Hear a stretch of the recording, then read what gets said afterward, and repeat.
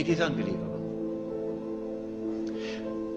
When the water in the Sea of Galilee is drying up, and the state of Israel has ruled the world for a day which is like a week, then in Sahih Muslim we are told, a Muslim ruler will die and there will be disagreement concerning succession.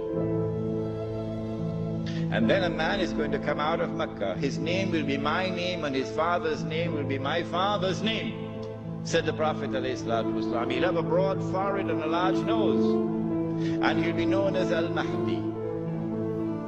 And he'd hurry from Medina to Mecca. As he approaches Mecca, people are going to come out to him, so this has to be a well-known person, not some obscure non-entity, a well-known person. When the people of Mecca come out to him, they'll force him to accept the bay'ah, the oath of allegiance which legitimizes the leadership of the Amir al-Mu'mineen, bay'ah. He will accept the bay'ah at the Kaaba and then proclaim himself to be Al-Mahdi. It is only then that you would know that Al-Mahdi is there. So stop asking these foolish questions. Is he born already? Is he in Lebanon? Or maybe in Indonesia? That's foolishness.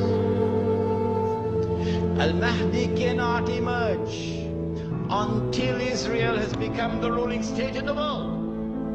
Al-Mahdi cannot emerge until Dajjal has completed his mission. Al-Mahdi cannot emerge until the state of Israel has ruled the world for a day which is like a week. Al-Mahdi cannot emerge until the water has dried in the Sea of Galilee. So stop these foolish questions. He proclaims himself to be the Mahdi. There are going to be eclipses of the sun and the moon that month. But there have been eclipses of the sun and the moon in the past. But after he proclaims himself Al-Mahdi, he's going to be attacked from an army, with an army from Sham. That army comes down to the south, and armies are under the control of governments. And when that army is between Medina and Mecca going down south, the earth is going to open and swallow that army. That is the sign of all signs. Beyond a shadow of a doubt, validating the claim of this man that he is the Mahdi. But Mecca has never been a Shia city. Never. And Mecca will not be a Shia city at that time. And Mecca will not come out to give allegiance to a Shia. And so you have to be living on the moon to believe that the Mahdi is going to be Shia. We do not say this to embarrass the Shia, or to be uncharitable to them, or to hurt their feelings in any way. This is just factual analysis. When the earth opens and swallows that army, then on that day, those from the world of the Shia who accept him as the Mahdi and follow him are our brothers in faith. And shoulder to shoulder we'll fight to liberate the Holy Land. But those from the Shia, and we anticipate that there will be those who will now reject him as the Mahdi because he is not Shia. You are not our brothers in faith. And you will not fight with us shoulder to shoulder to liberate the Holy Land. When the army is swallowed, then the Mahdi is going to be attacked by another army, and this is now an army of the Quraysh, an army of the Kalb. And remember that armies are under the control of governments. The Mahdi will defeat this army, and when an army is defeated, that is the end of Saudi Arabia. Goodbye. Now Darul Islam is restored. Yeah, this is Islam, not that.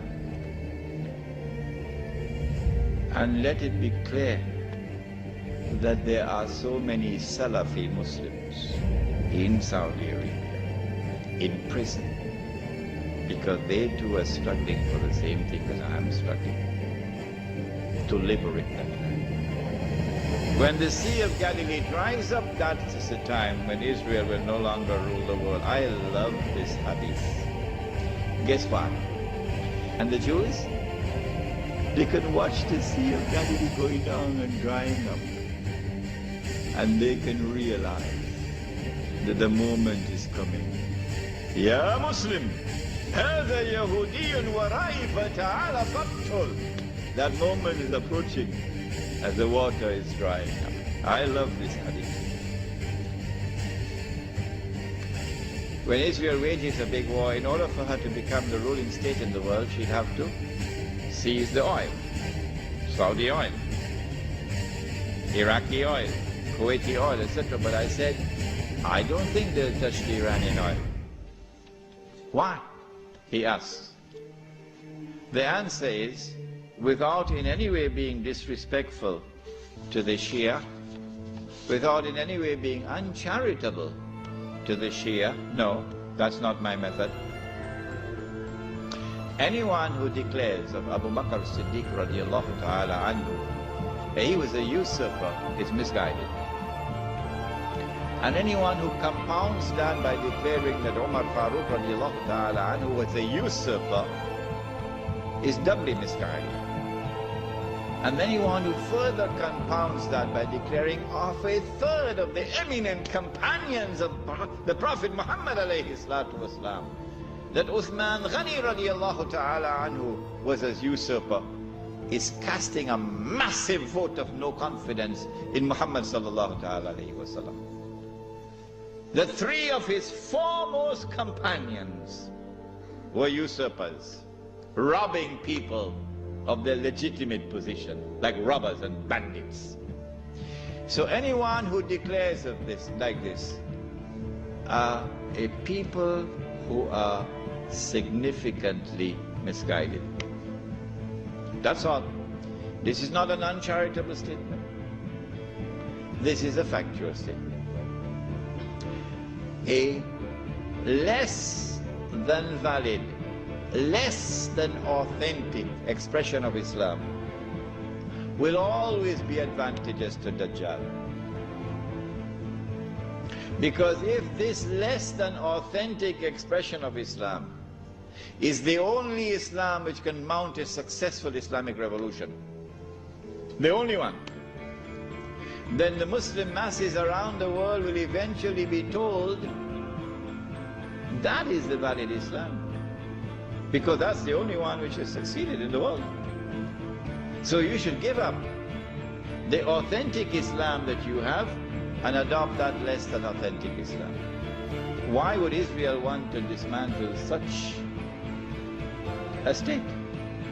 No, it will not be in the interest of Israel to attack and seize the Iranian oil.